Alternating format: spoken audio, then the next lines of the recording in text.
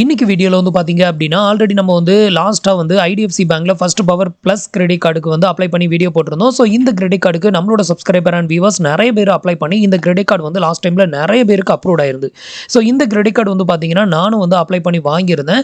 இப்போ வந்து பாத்தீங்கன்னா ஃபர்ஸ்ட் பவர் இல்ல ஃபர்ஸ்ட் பவர் பிளஸ் இந்த கிரெடிட் கார்டு வச்சிருக்கீங்க அப்படின்னா உங்களுக்கு வந்து ரொம்பவே சூப்பரான ஒரு அப்டேட்டை இப்போ வந்து ஐடிஎஃப்சி பேங்க்ல இருந்து வெளியிட்டிருக்காங்க. அந்த அப்டேட் பத்தின டீட்டெயில் தான் இந்த வீடியோல பார்க்க போறோம். நீங்க இந்த கிரெடிட் கார்டுக்கு அப்ளை பண்ணணும் அப்படின்னு நினைச்சீங்கன்னா கீழே வந்து டிஸ்கிரிப்ஷன்ல லிங்க் வந்து கொடுத்துருக்கேன், ட்ரை பண்ணி பாருங்க. ஸோ நம்மளோட ரெஃபரல் மூலமா போன நிறைய பேருக்கு வந்து பாத்தீங்கன்னா இந்த கிரெடிட் கார்டு வந்து லாஸ்ட் மந்த்ல வந்து அப்ரூவ் ஆயிருந்தது.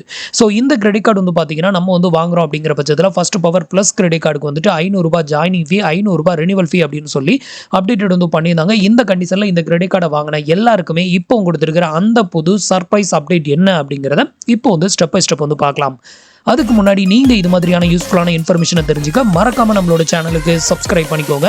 கூடவே வர்ற பெல் ஐகான்ஸ்ல ஆல் அப்படிங்கிறத கிளிக் பண்ணி வச்சிட்டீங்க அப்படின்னா நம்ம சேனல்ல வரக்கூடிய எல்லா வீடியோஸையும் மிஸ் பண்ணாம பார்க்கலாம். ஸோ நீங்க வந்து ஆல்ரெடி ஐடிஎஃப்சி பேங்க்ல ஃபர்ஸ்ட் பவரோ இல்ல ஃபர்ஸ்ட் பவர் பிளஸ் கிரெடிட் கார்டோ நீங்க வாங்கியிருந்தீங்க அப்படின்னா உங்களுக்கு வந்து இந்த மாதிரி ஒரு மெயில் வந்து சென்ட் பண்ணியிருப்பாங்க. இம்பார்ட்டன்ட் இன்ஃபர்மேஷன் அப்படின்னு சொல்லிட்டு இந்த மாதிரி ஒரு மெயில் ஒன்று உங்களுக்கு வந்து ரிசீவ் ஆயிருக்கும்.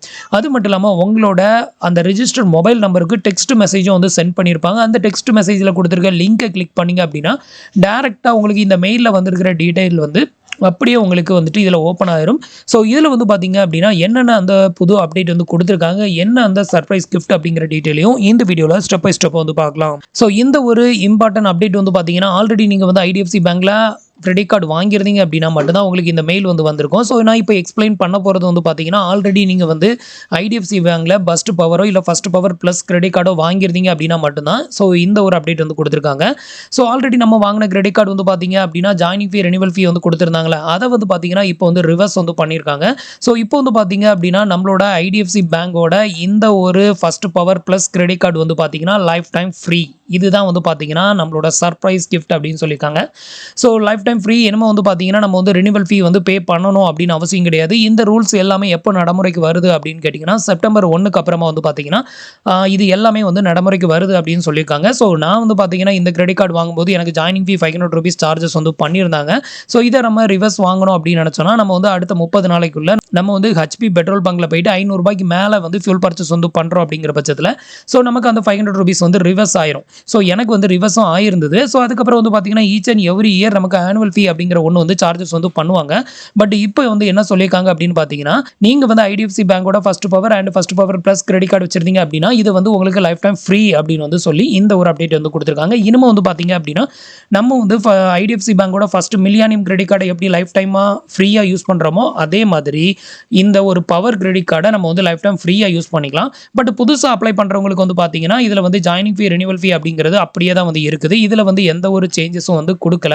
ஸோ இதில் வந்து பார்த்தீங்க அப்படின்னா ஃபீ அண்ட் சார்ஜஸில் வந்து உங்களுக்கு காமிக்கிறேன். இதில் வந்து பார்த்தீங்கன்னா ₹499 சார்ஜஸ் வந்து காட்ட தான் செய்யுது.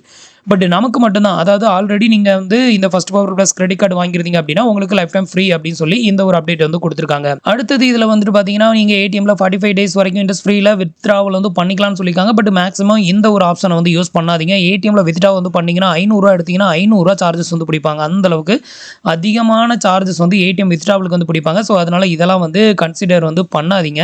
அதுக்கு அடுத்தது வந்து பார்த்தீங்கன்னா இவங்க வந்துட்டு மினிமம் டியூ அமௌண்ட்டில் வந்து பார்த்தீங்கன்னா ஒரு அப்டேட் வந்து பண்ணியிருக்காங்க.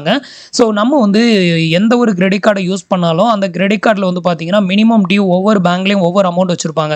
ஒரு சில பேங்க்ல வந்து பார்த்தீங்கன்னா நம்மளால் மொத்த அமௌண்ட்டையும், அதாவது போன மாதத்தில் நம்ம ஸ்பெண்ட் பண்ண மொத்த அமௌண்ட்டையும் ரீபேமெண்ட் வந்து பண்ண முடியலை அப்படின்னா மினிமம் டியூ அப்படின்னு ஒரு அமௌண்ட் இருக்கும். அதாவது 10% நம்ம ஸ்பெண்ட் பண்ண அமௌண்ட்டில் 10% அமௌண்ட்டை நம்ம வந்து பே பண்ணால் போதும் அப்படிங்கிற மாதிரி இருக்கும். பட் ஐடிஎஃப்சி பேங்க்ல வந்து பார்த்தீங்கன்னா இந்த மினிமம் டியூ அமௌண்ட் வந்து பார்த்தீங்கன்னா 5% இருந்தது. ஸோ இப்போ இதுலேயும் ஒரு அப்டேட் வந்து கொடுத்துருக்காங்க. என்ன அப்படின்னு கேட்டிங்கன்னா மினிமம் டியூ அமௌண்ட் 5% இருந்து இப்போ 2% வந்து டிகிரீஸ் வந்து பண்ணியிருக்காங்க. ஸோ மொத்தமாக அவங்களால வந்து பே பண்ண முடியலை, டோட்டல் டியூ அமௌண்ட்டையும் பே பண்ண முடியலைன்னா அந்த டியூ அமௌண்ட்டில் வெறும் 2% மட்டும் பே பண்ணாலே போதும். ஆனால் பேலன்ஸ் இருக்கிற அமௌண்ட்டுக்கு வந்து வட்டி வந்து வரும். ஸோ நீங்கள் வந்து முடிஞ்ச வரைக்கும் இந்த மாதிரி மினிமம் டியூவை வந்து பே பண்ணாதீங்க. பட் இவங்க வந்து ஒரு அப்டேட் வந்து கொடுத்துருக்காங்க அப்படிங்கிறத உங்களுக்கு சொல்கிறேன். அவங்களே வந்து மென்ஷன் பண்ணியிருக்காங்க. ஸோ நீங்கள் வந்துட்டு மினிமம் 2% வந்து பே பண்ணால் போதும் அப்படிங்கிறதுக்காக நீங்கள் 2% மட்டும் தான் பே பண்ணணும் அப்படின்னு அவசியம் கிடையாது. நீங்கள் 5%ம் வந்து பே பண்ணலாம், இல்லை வந்து ஃபுல் டியூ அமௌண்ட்டையும் பே பண்ணலாம் அப்படின்னு சொல்லியிருக்காங்க. முடிஞ்ச வரைக்கும் நீங்கள் வந்து ஃபுல் டியூ அமௌண்ட்டையே வந்து பே பண்ணுங்கள். அப்போ தான் வந்துட்டு தேவையில்லாத வட்டியை வந்து நீங்கள் அவாய்ட் பண்ணிக்க முடியும் அப்படிங்கிறதையும் இவங்க வந்து இந்த ஒரு அப்டேட்டில் வந்து மென்ஷன் பண்ணியிருக்காங்க. அடுத்தது கீழே வந்து பார்த்தீங்க அப்படின்னா நோட்ஸ் அப்படின்னு சொல்லி ஒன்று மென்ஷன் பண்ணியிருக்காங்க. இப்போ வந்து பார்த்தீங்க அப்படின்னா நம்மளுக்கான அதாவது நம்ம வந்து ஐடிஎஃப்சி பேங்கோட first power plus credit card use பண்ணுறோம் அப்படின்னா நமக்கு தான் வந்து பார்த்தீங்கன்னா அந்த மினிமம் டியூவை வந்து 5%லேருந்து 2% வந்து கம்மி பண்ணியிருக்காங்க. இது வந்து அந்த பர்டிகுலர் கிரெடிட் கார்டுக்கு மட்டும்தான் அப்ளிகபிள் ஆகும். நீங்கள் வந்து first swipe credit card use பண்ணுறீங்க அப்படின்னா அதில் வந்து பார்த்தீங்கன்னா இந்த மினிமம் டியூ அப்படிங்கிறது நாட் அப்ளிகபிள் அப்படின்னு தான் வந்து சொல்லியிருக்காங்க. எப்பவும் போல் அந்த 5% அப்படிங்கிறது எப்போவுமே வந்து இருக்கும் அப்படிங்கிறத வந்து மென்ஷன் பண்ணியிருக்காங்க. ஸோ ஃபர்ஸ்ட் பவர் ப்ளஸுக்கு மட்டும்தான் 5%லேருந்து 2% டிகிரீஸ் வந்து பண்ணியிருக்காங்க. அடுத்த அப்டேட் என்ன அப்படின்னு கேட்டிங்கன்னா பேமெண்ட் டியூ டேட். இந்த பேமெண்ட் டியூ டேட்டை இப்போ வந்து அப்டேட் வந்து பண்ணியிருக்காங்க. இது வந்து பார்த்தீங்கன்னா ஒரு பேட் அப்டேட் அப்படின்னு தான் வந்து சொல்லணும். என்ன அப்படின்னு பார்த்தீங்கன்னா இதுக்கு முன்னாடி வரைக்கும் வந்து பார்த்தீங்கன்னா 18 நாள் அதாவது நம்ம வந்துட்டு ஸ்டேட்மெண்ட் வந்து ஜெனரேட் ஆகும். நம்ம லாஸ்ட் மந்த் ஸ்பெண்ட் பண்ண பில் அமௌண்ட்டுக்கு இந்த மாதத்தில் ஸ்டேட்மெண்ட் வந்து ஜெனரேட் ஆகுது அப்படின்னா அந்த ஸ்டேட்மெண்ட் ஜெனரேட் ஆனதுக்கப்புறமா 18 நாள் வரைக்கும் நமக்கு டைம் இருக்கும் அந்த பில்லை வந்து பே பண்ணுறதுக்கு. இப்போ வந்து பார்த்தீங்கன்னா அதை வந்து 15 நாளாக கம்மி பண்ணியிருக்கிறதா ஒரு அப்டேட் வந்து கொடுத்துருக்காங்க. ஸோ இதை வந்து கீழே எக்ஸாம்பிளோட மென்ஷன் பண்ணியிருக்காங்க. இப்போ செப்டம்பர் 1ஆம் தேதி நம்ம வந்து அந்த ஸ்டேட்மெண்ட் வந்து ஜெனரேட் ஆகுது அப்படின்னு வைங்களேன். இதுக்கு முன்னாடி வரைக்கும் வந்து பார்த்தீங்கன்னா அந்த அமௌண்ட்டை பே பண்ணுறதுக்கு நமக்கு 19ஆம் தேதி வரைக்கும் டைம் இருந்திருக்குது. 1ஆம் தேதி ஜெனரேட் ஆன பில்லுக்கு 19ஆம் தேதி வரைக்கும் நமக்கு டைம் இருக்குது. 19ஆம் தேதி கூட நம்ம பே பண்ணிக்கலாம். பட் இப்போ வந்துருக்கிற அப்டேட் என்ன அப்படின்னு கேட்டிங்கன்னா 16ஆம் தேதியே நம்ம வந்து அந்த அமௌண்ட்டை பே பண்ணிடுறோம். 1ஆம் தேதி ஜெனரேட் ஆகுது, செப்டம்பர் 1ஆம் தேதி ஜெனரேட் ஆகுதுன்னா அதை வந்து செப்டம்பர் 16ஆம் தேதிக்குள்ளே நம்ம வந்து பேமெண்ட் வந்து பண்ணியிருக்கணும். இதில் என்ன ஆகுதுன்னா ஒரு 3 நாளை வந்து கம்மி பண்ணியிருக்காங்க. இது வந்து பார்த்தீங்கன்னா ஒரு பேட் அப்டேட்னு தான் சொல்லணும். அதே மாதிரி வந்து செப்டம்பர் 12ஆம் தேதி நமக்கு பில்லு ஜெனரேட் ஆகுது அப்படின்னா நம்ம வந்து 27ஆம் தேதி வந்து பே பண்ணணும்னு சொல்லியிருக்காங்க. இதுக்கு முன்னாடி 30ஆம் தேதி பே பண்ணால் போதும்.